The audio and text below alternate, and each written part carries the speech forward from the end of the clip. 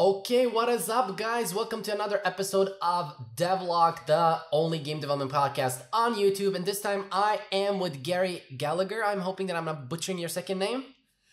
No, okay, yeah, awesome. I can pronounce things now. So yeah, just introduce yourself and then we're gonna go from there. Like where you're from, what you do, and stuff like that. All right, well, my name's Gary. I am from the United States, the Midwest specifically. I grew up on a farm, cattle farm.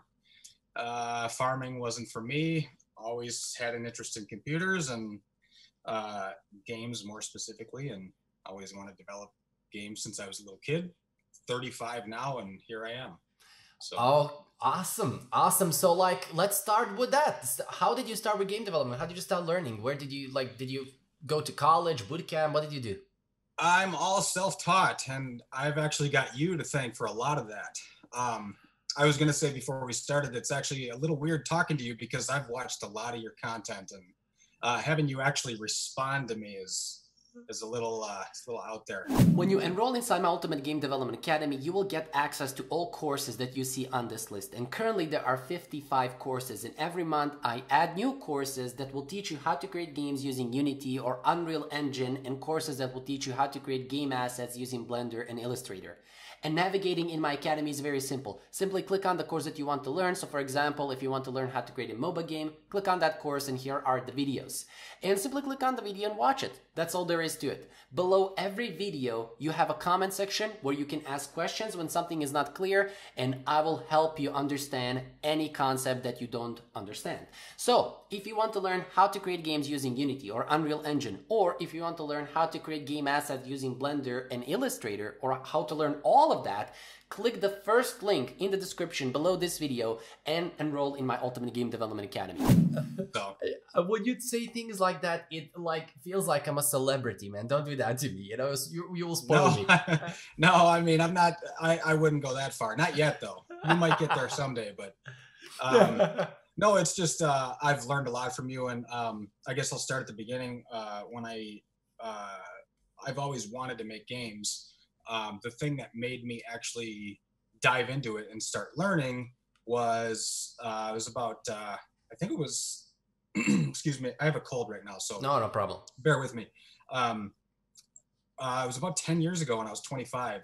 I saw my mom playing Farmville on Facebook when that first came out, and it was blowing up. It was huge everywhere, and I watched my mom pull out her credit card and spend $50 on like a coin pack. I don't know what their currency system is, but whatever it is, gems or coins, whatever, she bought $50 worth. And I was like, Mom, you just spent $50 on coins. So what does that do? I mean, I guess I can kind of see why, because at the time I would spend $60 on a new PlayStation game or whatever. So I didn't think much of it, but I'm like, what does that give you? What are you getting out of that $50 purchase? And she said, well, I'm getting enough money to buy more land. Okay, so what do you get out of it? Well, just more land.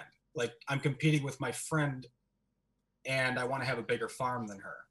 I go, that's it. I mean, strictly just for fun. And she said, yeah, it's a great game. I love playing it.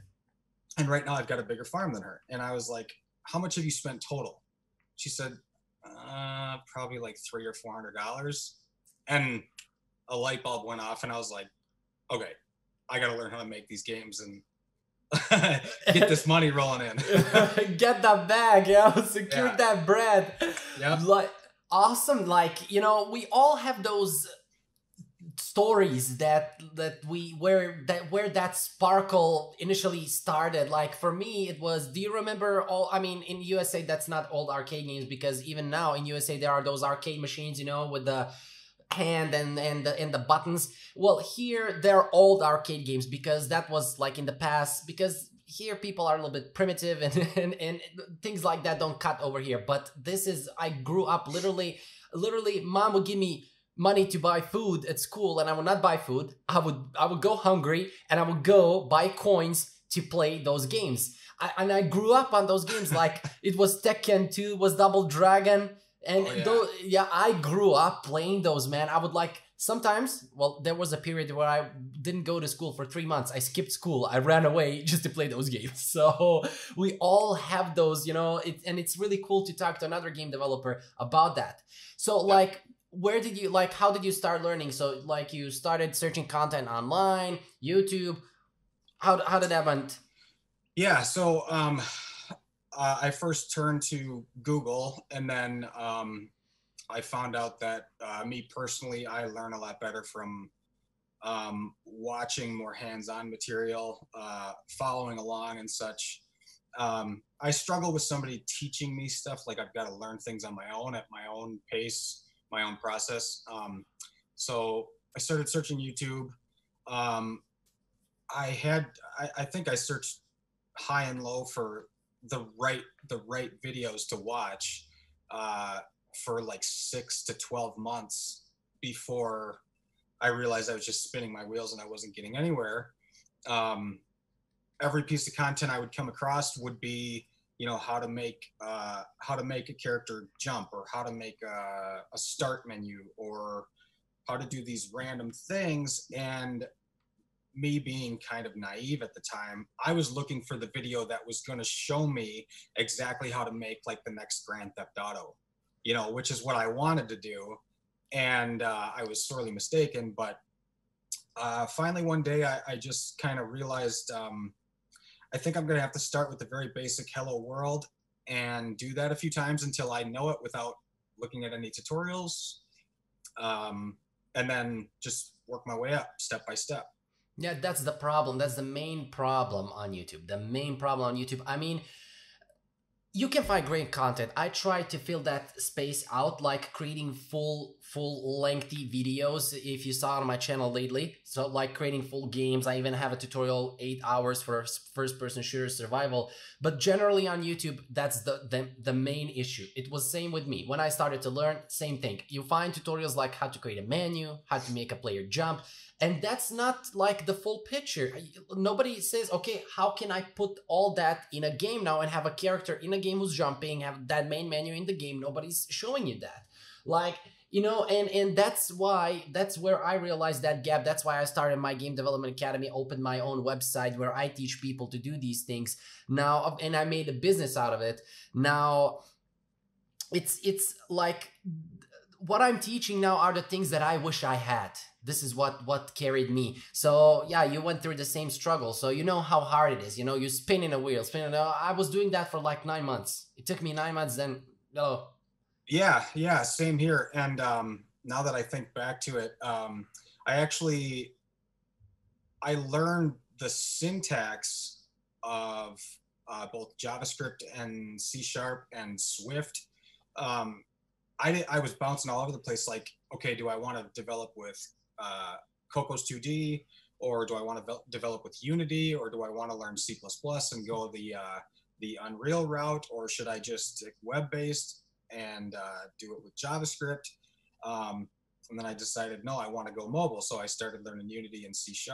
Well, it was probably the same amount of time, 9 months. And I knew the syntax, but if I were to sit down in front of a computer and with an idea, I still had no idea where to start. Like I knew how to write the code, but I didn't know how to structure it. And I mean, it's been a lengthy process. It's taken a long time. I mean, I've been writing my own code for probably 5 or 6 years now. 5 or 6 years, and I'm still watching your videos. I'm watching other videos. I'm buying courses off of Udemy. I'm still every day searching on how to do something. And I think even when you and I were setting up this podcast or talking about actually doing it, I was asking you some game dev questions, and you're like, well, yeah, dude, you just do this, this, and this. And I'm like, yeah, but I didn't know that. So thank you. That's helpful. But I'll see you on Saturday. So, you know, yeah, constantly obsessing over what I can learn next. And it's a lengthy process. That's the beauty of this. That's the beauty of being a game developer. You always learn new things. There are always new things to learn. It's not boring. You know, I'm one of those people. Yeah, exactly. I'm one of those those people, and you are for sure, who can't wait to wake up to start working on that project, who gets sad when it's time to go to bed and you're exhausted. Like, of course I have my bad days where I don't want to work. Of course, we're normal, we're human, that's Superman's over here. But like generally, you know, when people say to me like, oh, I hate my job, I'm looking at it with weird eyes. I understand that. But I'm like in my head, dude, you should have taught him earlier before partying and all that stuff, what you want to do, so the rest of your life is not like boring and stuff like that. So yeah, it's very important that you love what you do. It's very important that you love what you do. Yeah, I obsess over it. I even when I'm driving places, you know, most people listen to the radio and listen to music. I'll turn on a YouTube video, turn the screen off, and listen to people coding and talking about it. Listen to your tutorials or other good tutorials that are out there, and listen to them. And even though it's not, you know, my eyes are on the road and I'm not looking at the screen, I'm like, some of that stuff's going to stick if I listen to it over and over and over again. And yeah, I do the same thing with podcasts. So now you can listen to this podcast. yeah. Like, so you went indie right away, or did you get a job in a studio before you like created the games and your games blew up? No, my professional development jobs came after the game that I created. So I just, in 2013, when Snapchat went boom and they got their first round of investment, I immediately started thinking like, oh my God, this is so popular. And they just got like I think it was a $13 million investment for the first round. I was like, what's next? Like, how can I take this and make something influenced by it? So I thought of a game called Scratch Pick, and I was like, let's take Snapchat and turn it into a game. So you take a picture of something, associate a word with it, and then send it to one of your friends. They get it like a lottery ticket on their end, or like a scratch off ticket, and then you just use your finger to rub the screen. It's like, you know, gives that scratch game kind of look. And the more you scratch, the less points or the more you scratch away, the more points you lose. So you want to scratch as little amount as possible and then guess what's in the picture, right? I didn't know how to code at that time. I think I spent $10,000 on getting it developed by a company I found on Elance. I don't think Elance is around anymore, but spent like 10 grand that on getting much it developed. $10,000, yeah, for both iOS and Android. It was very buggy. It didn't work. They had missed the deadline that I had given them. I spent another like $8,000 on marketing it, and I think the game made total $45 in revenue. No, that was not but yeah, of course you learned from it. And what I mentioned in like $10,000, this is what people don't understand. Like, creating an app takes a lot of time. I get a lot of messages like, can you create the first person shooter game for me? I'm like, dude, do you know how much would it cost you to pay me to create a first person shooter? Like, just the coding part, I would not work like less than $200-300 a day for like, I don't know, 5 or 6 hours. Like, I would not work for less than that. Even that's cheap. When I say like it's a first that's person really shooter. cheap. Yeah, that's really cheap. Like, that's really Yeah. cheap. But I'm like, you know, just being humble over here, being humble. Like, Right.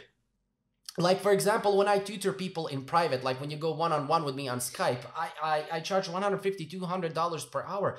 And you want me to create a first-person shooter for you? Like, dude, you need to like go online, see how much it costs. It's hard work. It requires a lot of things. So I'm glad that you mentioned that, so that people can actually understand. Now, before we move on to talking about your games, like, so after you like created a couple of games, after your games blew up, that's when you got the professional work. Like, do you work in any company right now, or you're just indie all on yourself? Yeah, I'm actually a senior software engineer for a Fortune 50 company. So one of the largest retailers in the world, and I do dynamic JavaScript development for them. Ah, nice, nice. I just came up on the 2-year mark that I've been there, and I first started as an interaction designer. 6 months into it, I was very frustrated with their system. I thought it could be done a lot better. I don't know if this is my mentality or if this is a game developer's mentality, but I'm like, this can be done a lot better and more efficient, make everybody's job easier. So I'm going to redevelop the entire system. My boss was like, no, we don't want you wasting time on that. And I was like, okay, did it anyways. So then when it was done, I showed them and I was like, hey, check it out. I rebuilt everything. Here's how it works. And it increased their quarterly profits by 400%. So it went from a few million to almost 20 million per quarter. And then I got a promotion, and then a year after that I got another promotion. So my professional development career has been going really well. But yeah, Fortune 50 company, senior software engineer. That sounds awesome, like, and all that after creating some few games. Now, self-taught, yeah. Now let's talk about the game that, like, before you created the Tippy Tap game, like, did you create any games? You mentioned the one where you invested $10,000. Like, yeah. Did you try to create something else after it? Like, how many times you failed before you reached to that one that made it? So I want everybody to I want to say this to everybody watching first. I'm a rare case. This does not happen. Like, these are like lottery statistics when I talk about my story, because Tippy Tap was my second game. I'm going to showcase it over here and you just talk. I'm going to share it on the screen. Sure. So Tippy Tap was my second game that I released. It was actually exactly a year later after Scratch Pick. And Tippy Tap, it blew up. It was the #1 trend on Twitter 4 days after it was released. This game took me 5 days to create, which, like I said, do not expect that. Like, if you're just getting into game development, do not come into this expecting to do what I did or expecting to have a hit game. Because it could happen, but most likely it will not. I just got lucky. And so 4 days after its release, it was the #1 trend on Twitter. And then a day or two after that, it was the #1 overall app on the App Store, on the iOS App Store. Not for Android. Android, it was buggy. I had paid an Android developer to duplicate or to clone it basically for Android, and it didn't work right. It was full of bugs, full of choppy ads, just terrible user experience. So, but yeah, that was my second game. Yeah, continue. That was my second game, and I guess to touch on, don't come into game development expecting that sort of thing. I guess here's the proof that I haven't had another successful game since. That was in 2014. It's 2019 now, and I've been working on games left and right, and I've released a couple of them, and I haven't seen even a fraction of the success that game did. So that game blew up, man. Like, over here on this in this article, like, you in the first month you earned 50K. Like, before we talk about numbers, like, what's this game about? I see the image over here. So what the game is about? So that was let me just say that the 51 grand, that wasn't the first month, that was the first 3 weeks, because that first 3 weeks was in the first month that it was out. But anyway, you can see, if you go on the App Store right now and you look at Piano Tiles. Okay, Piano Tiles, that's the one. Very popular game. Yeah. I'm sure a lot of people are familiar with that. So my game came out before that. So this is the one. Yes.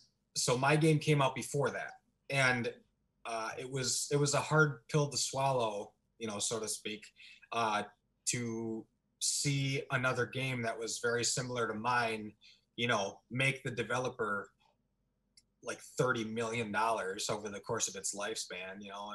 Like literally, that's how much Piano Tiles made. Oh well, I mean, yeah, they're still in the top 50, and they've been in the top 50 apps, or at least top 50 games for like 4.5-5 years now. This is what I'm wondering. That's a lot of money. This is what I'm wondering. Like, okay, I am like 5 years in the game development, 7 years in the industry and stuff like that, but I cannot help myself but wonder how, like, as you see, it's a simple game, but it's 4 years in the top 50 games. How is Subway Surfers still relevant? Who plays Subway Surfers? That's the secret sauce that they have in their vault, and I don't know. What I try to wrap my head around is how does are you familiar with Voodoo? Yeah. Yeah, so how does Voodoo release a game and it's number one? Like almost every one of their games they release is number one within days of releasing it. How do they do that? They build a fan base around them. That's the one tricky, I'm not tricky thing, but one thing that companies figure out earlier. Like Ketchup does this a lot. You notice if you play, yeah, if you played any one of their games, you will see that inside of one game they are advertising you there, cross promoting the other game. So like if you have a game where you have 10 million users and you're promoting another game, at least 500,000, 1 million people will download, especially if it's free. And even more, I'm being humble when I say 1 million, but even more. And their apps, their games have like tens of millions of downloads. So it's very easy for them to catch up right away to whatever they release. That's the trick. Here's another puzzling thing that's always on my mind, and I think this is probably the biggest question that I always have is, let's say Ketchup releases a game, it becomes the number one, it's featured on the front page of iTunes, it's the number one app within a couple days or whatever, and then it seems like not even a week later you see features for Voodoo now has the same exact game just reskinned, or Plagendary, or whatever the publisher is. How the hell do they know that? How do they make I don't want to clone any games, but how do they clone the game so fast and get it to the App Store so fast like that? Yeah, it's within a matter of 7 days, you know. It's a development team, you know, and they usually reuse the mechanics. If you saw Glue Mobile, what they're doing with their Hunter games, like literally Hunter 2016, Hunter 2017, 2019, you know, they're literally reusing the same stuff, just adding a little bit new graphics, you know. That's why Google initially on the App Store, that's why they forbid reskinning, like, because, and you have whole websites dedicated to that. Like you can go on a lot of websites, buy a ready game, and this is what people did a lot. I know one guy, if you saw that channel, the channel name was How to Make Mobile Games. His name is Martin. If you maybe saw that channel, that dude was literally earning around 5K to 10K per month just by reskinning games. He would just like take a game, reskin, and they are awful reskins, like very, very awful. He would take like those basketball games where you know, move your finger and you see the projectile path. He would like create a game like that, but with a zombie head. Like the graphics is very terrible. And he was like, this is not like he just said, oh, I made this. He opens his laptop and he goes to the statistics and analytics, and he shows his revenue. He was like, I just searched for him like the other day just to see what he's doing now, but I see his channel is literally dead. He didn't post for 2 years, but he was earning like 5K, even 10K per month for a very, very long time just by doing that. That's crazy. Yeah, this is what these companies do. Like, unfortunately, this is what I wanted to like say. Unfortunately, this is like, they don't do it for the fun. They just do it for the, you know, for the revenue. So they're like very, very trained into cloning games very quickly and putting them out there. Now, going back to your Tippy Tap, as you said, like it literally came out before the piano tiles. It did, yeah. Yeah, like what do you think? Was there a possibility? I mean, this is, you know, in the past now, but was there a possibility for you to like copyright that or to trademark it? Was that, is that possible? So no, it's actually it's not. You cannot. You can copyright or trademark intellectual property. So I could have trademarked or copyrighted, you know, Tippy Tap as it was, but not the idea. not the idea of black and white tiles scrolling the screen and tapping with your thumbs. You can't trademark that sort of thing. It's like Candy Crush tried to patent or copyright, you know, their game, not only their game, but their idea. And they're like, I mean, well, you guys are a copy of Bejeweled, so like, no, you can't do that. I asked this question because today, and even as you said, the Candy Crush, they trademarked the word candy. Like if you can trademark a word, They tried candy, to. They didn't succeed. Well, they might have. I don't know. Don't quote me on that. I don't think they did. I think they tried to, and they were denied. But I could be incorrect about that. So I know I had one guest here on the podcast. It was a dude, Jorg. He's from Germany, and he is also he's a very late developer. When I say late, he's 20 years in the industry, but a young guy in his 30s, and he also had a few apps or a few games succeed on the App Store. But this was, and he said, like, I had a game similar to Mario and I used the Mario for keyword, but now you cannot do that because Nintendo has like trademarked the word Mario. I can understand that that's their game, but still it's a word. How you can trademark a word, and it makes no sense. But of course companies have a lot of huge budgets, they can pay for that and stuff like that. Well, yeah. King is making, I think, 1.9 billion a year. Yeah, they were in their prime, they were making 5 million a day. So yeah. They're pretty strong. Like, so going back to the Tippy Tap. So like you literally just published it and it just blew up and it started getting downloads. You did not do anything like, did you write some keywords? Did you promote it anywhere? Or it was like, as you said, like the lottery? So it's an interesting story. So it kind of ties in with my first game that I made a year prior to that. When I had learned about Snapchat's, so this is going back to 2013, a year before Tippy Tap. When I had learned about Snapchat getting $13 million for their first round funding, and I came up with my Scratch Pick game idea. At the same time, I also created a Facebook page called Best of Snapchat. And I was the first one to do that. And my page quickly gained like 76,000 followers, I think. And I had a kid from the UK reach out to me and ask if I wanted to sell that to him. And I said, no, I'm going to keep the Facebook page. But, you know, if you want to work together on something, we can, because I was new. I didn't know what I was doing. I was just like, hey, sweet, I got a lot of followers and let's see where this goes. So he wasn't interested in that. And then a year later, I created Tippy Tap. I had reached out to him the day after I released it, or the day that I released it, or actually I think it was 3 days after I released it. I reached out to him, said, hey, I created the new game. I know that since the last time we talked a year ago, you know, you were gaining hundreds of thousands of followers. How many followers do you have now?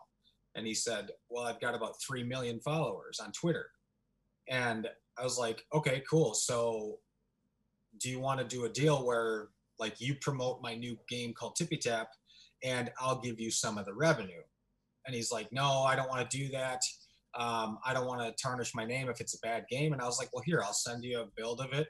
you can try it here, you know, whatever. And he said that him and his buddy, his business partner, because at the time they didn't have a business, they sat in a restaurant for like an hour and 45 minutes playing my game and didn't look up at each other. They were like, this guy's got something special here. Maybe we should work with them. So they came back. They said, yeah, we'll do a revenue share. We'll promote it to our 3 million followers. And then, I mean, the rest is history. We signed the contract. They started pushing it out, and they didn't do it a traditional method. They actually started telling people not to download it. So they were pushing all. What was the tactic behind that? They were pushing all sorts of memes out, saying like, Tippy Tap is going to cause me to drop out of college, or do not download Tippy Tap, it'll ruin your life. Or, you know, they were pushing out all these negative things and telling people, do not download this game, you will regret it. And in return, 3 million people downloaded it. That's how brains work. Yeah, right. Yeah. So they did that, and it blew up. And then now I want to say something about the kid that I worked with. His name is Steve Bartlett. Now, 5 years later, the company that he created from that experience is called Social Chain. And Steve Bartlett is now on the top 10 most influential Forbes list. I mean, this kid, and his company just went public, and they're worth like 230 million US dollars. What's his company about? It's a social media marketing company. Social media marketing agency. Yep. And if you were to go to their headquarters in, I think, Manchester, there's a big mural up on the wall of the Tippy Tap logo, which is pretty cool. Yeah, it's pretty cool. I mean, it's like it started it all, which is a really cool, like a really cool memory, or how people say it. Yeah. So like literally, you got all your downloads, all your. So in total, how many downloads did your app got, the game? So I think it was just pushing 3 million downloads. I don't think it quite got to 3 million. It was somewhere around there. And you got all those downloads from that dude, from the guy. Well, from promoted, or he started the snowball effect. The snowball effect, right? Because once it got to the #1 spot, then they only marketed it for, I think, 7 days, but it was the #1 overall app on the entire App Store for like 3.5 weeks. And I know to get to that #1 spot, you have to get, I think, at least 100,000 downloads a day. So or 67,000 to be specific, but yeah, snowball effect. That's what happened. So how much did you pay them? And like, so they promoted it for 7 days, so you only paid them for those 7 days, and the rest you didn't pay them? No. So there was no money exchanging hands to begin with. We agreed on a percentage that they would get as a cut from what it made, and then they took their earnings and created this company that is now massive. But yeah, and it was a very small amount. It's not typical, because I know today, if you do a revenue share deal with a publisher, they want 50% of what it makes. Some of them even want to do an 80-20 split, where they're like, yeah, we'll promote it and we will get it to the #1 spot, but we want 80% of the revenue. We'll give you 20. And it's like FaZe Clan. Highway Clan. robbery. Like, come on. Like FaZe Clan. Yeah, like, come on now. It's my game, but I mean, I guess 20% of a gold mine is better than 100% of nothing. So. Yeah, of course. Like, especially for the people who, like, if you are just starting out, because this is what people don't understand. If you want to like make it in this business, creating games, it's not enough for you just to be a developer. You also need to be a marketer. You also need to know how to push things outside, because you can create a game better than Grand Theft Auto. But if nobody knows that game, nobody will download it. So that's the issue, especially, you know, like upcoming people, upcoming teenagers, or people who are hyped and they create something cool. You know, they will accept anything just to put that out. Like even if the publisher says 1910, he will accept that. He will take the 10% just to put it out because he's so much pumped. And then he realizes, like, oh, what I did. That happened to me with a lot of my online businesses that I have. Like that happened to me with YouTube. Like I partnered with some network and like they took 60 or more than 60% of my revenue that I'm earning from YouTube ads and stuff like that, which is crazy because I didn't get anything in return from them, like nothing at all. Right. So like, on a daily basis, how much money were you making from the TP Tap? Like, and then we will go into the details, like how you monetize it in terms of not to annoy people and stuff like that. And like on a daily basis, how much, and like in total, how much did you earn? Tippy Tap annoyed the hell out of people with the ads. And I happen to know how many times the game was played. It was played 170 million times. 170 million times. Yep. So at the time of this article, it had been played 110 million times. But in total, over its lifespan that I owned it, it was played 170 million times. Now, the only reason I know that is because there was an ad after every single game. It's not like Voodoo today. Voodoo is very annoying because you get a video ad after every single game. That you can opt out of like 5 seconds in. Mine were just static image ads, you know, but interstitial ones. Yeah, interstitials. So when it first started out, like I remember the first day it was out, it made $11. Let me correct myself. The first day that they had started pushing it out there, that they had Steve and his buddy started pushing it out to the public through their Twitter handle. The first day it made $11. The second day it made $300. The third day it made $768. The fourth day it made $1,500, somewhere around there. And then the fifth day, for like the next 3 weeks, it made anywhere from $3,000 to $4,000 a day for about 3 weeks straight, and then it tapered off. But I mean, the first 6 weeks the game was out, I made $110,000 off it. $110,000 for the first 6 weeks. 6 weeks, yeah. A lot. Yep. For a simple game. Yep. Took me 5 days to create. Yep. And in total, yeah, it made my take home was about $200,000. $200K. That's not, that's with, you know, the marketing kids, that's with their cut taken out already. That's with the ad network taking whatever cut they do, you know, that's just what I took home. So, and that was all in ad revenue. And how in total, like without of course the ad network takes the revenue, we cannot even see how much they take from that. They give you the part of the revenue they take, but like with the cut that the Steve guy, his name was Steve, would say. So Steve, with his cut, like how much did the app earn? So they, I gave them 20% of the revenue. That was our deal. So we started at 10%, and then we renegotiated to 20 because they were doing a lot of work towards it, and I think they walked away with 42,000.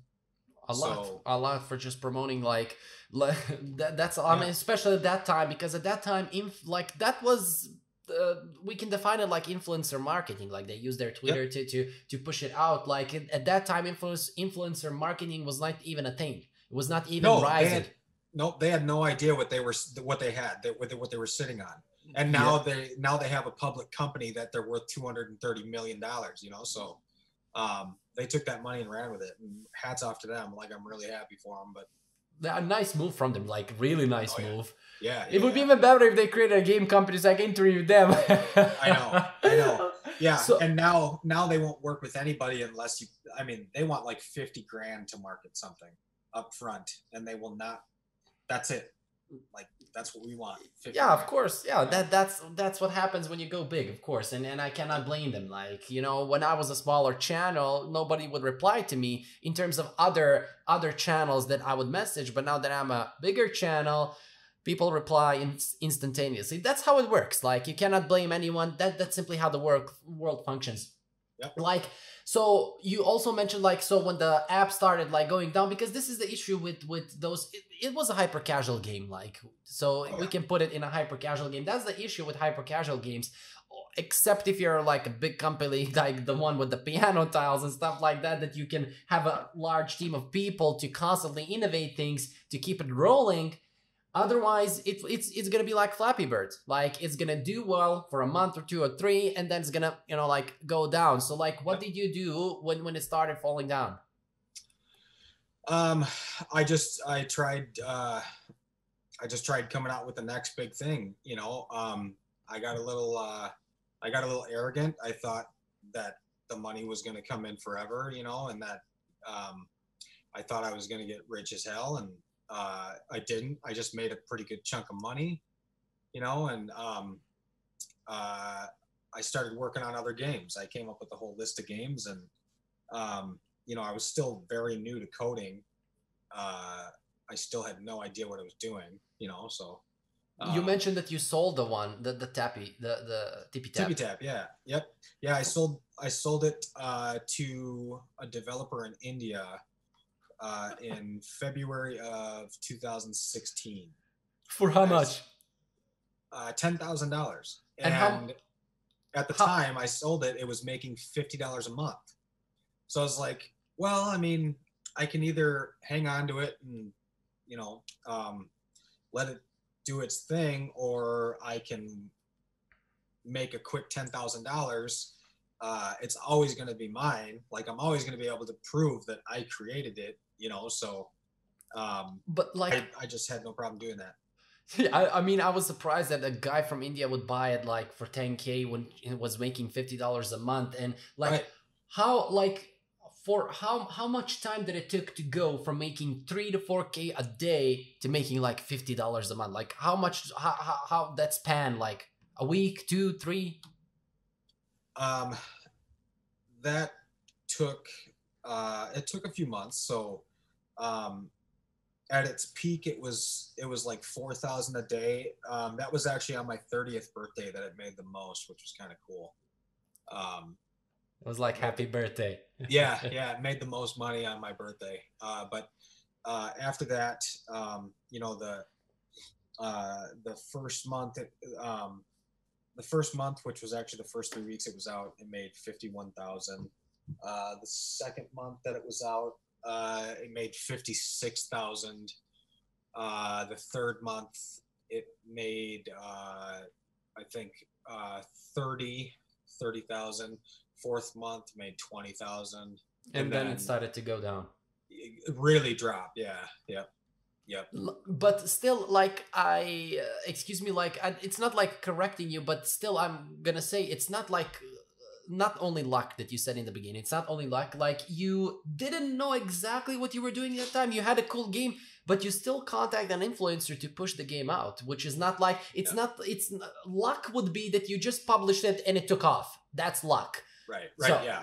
That's luck. Like, you didn't do like literally anything, but this was a smart move. Like, contacting a person, especially the guy who has, you know, the following, and just push it. So it's not only luck, and this is a lesson to people who are watching this. Like, sure. What I advise people to do who want to publish a game, be that mobile, be that on Steam, build a community around yourself. Build a following, like what I'm doing with my YouTube channel. I advise people, like, I personally think that every developer today should have a YouTube channel. Like, no matter what you're doing, you don't have to create tutorials. Like, do a devlog. Like, today I created this, and just show, oh, I added this code here. That's like a 5-minute work to create that video. It's not a lot, and still people want to watch that. People will follow you. People, you know, will get to like you, so that later on, if you have anything to sell, be that an online course, a book, a game, a program, whatever, they will definitely buy, because nowadays everybody is selling something. You need to be legit, you know, you need to, you know, people need to trust you to actually spend. So this is a lesson. Also, you can contact another person and send it out. I had guests over here who like used Facebook to promote their games. A lot other people used, you know, like YouTube. Some of them used ads, but here we are with another guest who used influencer marketing to do that. Like it's a really nice lesson and a really cool story. Like making, you are like almost, let's say, half of Flappy Bird. We're gonna say that. Yeah.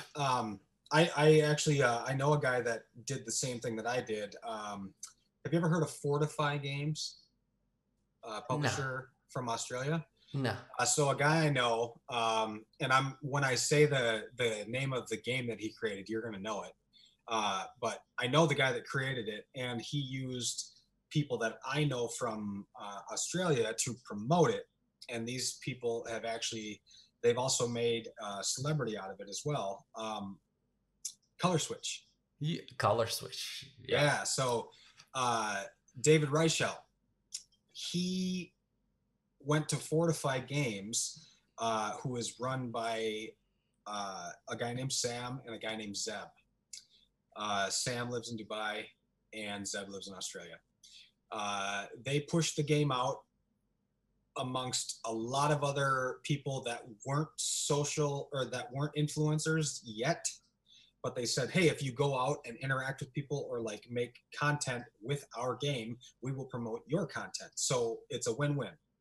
We make money, you get your personal brand promoted, and this game gets promoted. And they ended up being the biggest app of 2016. Yeah, Color Switch. Color Switch. Yeah, Color Switch killed at that time. Yeah. Oh yeah, tens and tens of millions of dollars. Yeah, I think the guy who created it got like 10 million out of it. He got more than that. More than that. Oh yeah, he got more than that. Yeah. So they also created a famous magician out of it. His name's Julius Dean. I know him as well. I know. You know him in person? Yeah. Well, not personal. Like through Facebook, I've talked to him a lot. I've never met him in person, but like we know each other. So yeah, I know the dude lately. I see a lot of his ads. Yep. Yeah, he's funny, and I watched him blow up. And the way he blew up was he walked around with his phone with Color Switch on. He would walk up to people like this, and they'd be like, "Dude, get your camera out of my face!" And he's like, "I'm playing a game. What are you talking about?" And it was Color Switch, right? So influencer marketing is huge, but now it's kind of saturated. Like, yeah, it's kind of saturated and it's expensive. It's a lot of expensive. Yeah, like my channel is a decent channel, but I'm not like a big channel. I have 55K subscribers, but you know, like I charge like for a 40-second ad that I would promote you, it's like $200 for a 40-second ad. 40 seconds only. So that's a lot of money for 40 seconds for my channel. I can just imagine channels with millions and millions of subscribers, especially millions and millions of views. That's probably a couple of thousand, if not tens thousands of dollars. So so like you have your day-to-day job, and like do you still work on mobile games or any games at all? Yeah. When I'm not spending time with the family, then that's what I'm doing. Yeah. So do you plan like to publish something else to try to put it out there, or just for fun? No. I mean, so I kind of look at myself as a one-hit wonder, you know.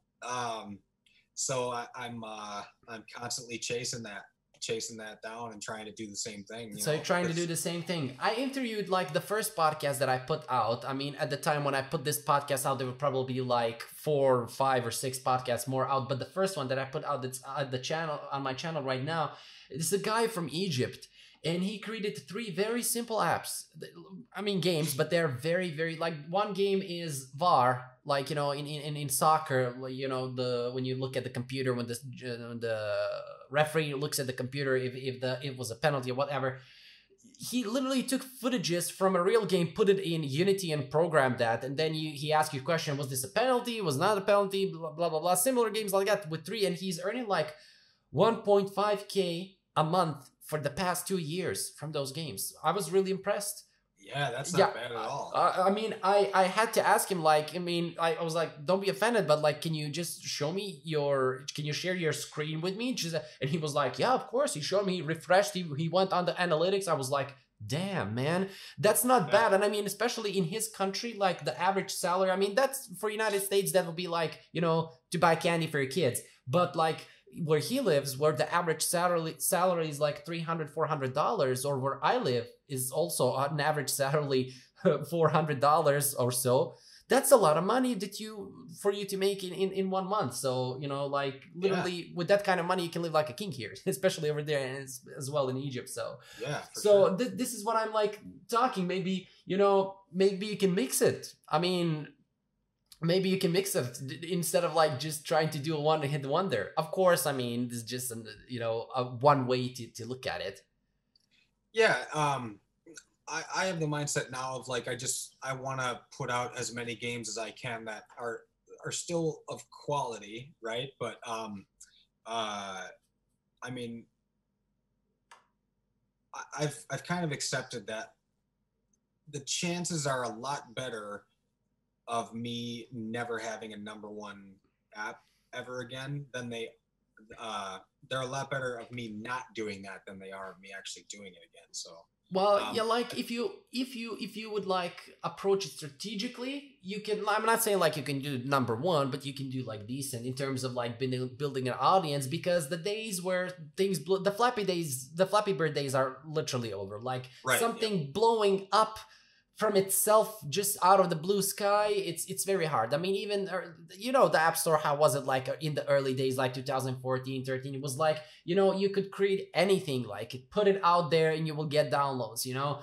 But nowadays it is, especially with a lot of companies that have, like, as you said, like Voodoo, how the hell can they put a game up in 2 days? Well, they have dedicated, you know, they're making millions of dollars. It's easy for them to pay 200, 300 developers to create that game, like in, you know, in a blink of an eye, especially when especially when they are only revenue oriented. So, yeah. I mean, that was basically it. Yeah, I had a lot of fun. It was a very interesting chat with you. Like, if you had anything else to share, whatever that the audience would like to hear, like any advice or whatever, go ahead. I mean, that's it, man. I mean, like, if you're contemplating getting into game development, but it seems overwhelming, it's very overwhelming, but you just got to dive in and do it. It's not going to happen until you do. You're not going to learn how to create a AAA game in overnight or even in a month. It's going to take you probably 10 years to be able to develop a AAA game by yourself, or longer. But it's worth it. Like, in the long run, it's worth it. Trust me. And especially if you're a rare case where, you know, you see some really good success, it can be life-changing. So it's my advice would be, if you're contemplating it but you haven't taken that leap yet, do it. Exactly, as what you just said, like, do it, dive in. Like, even though if you don't make any of the millions, you will definitely reach something. You will reach some goal. I'm gonna be like now Gary V and Tony Robbins a little bit, but what's the main thing? Gary V, I love Gary V. Yeah, what's the main thing is be like, show up every day. Show up every day, because even if it's just a little thing, over time, little, it will add up and be something huge.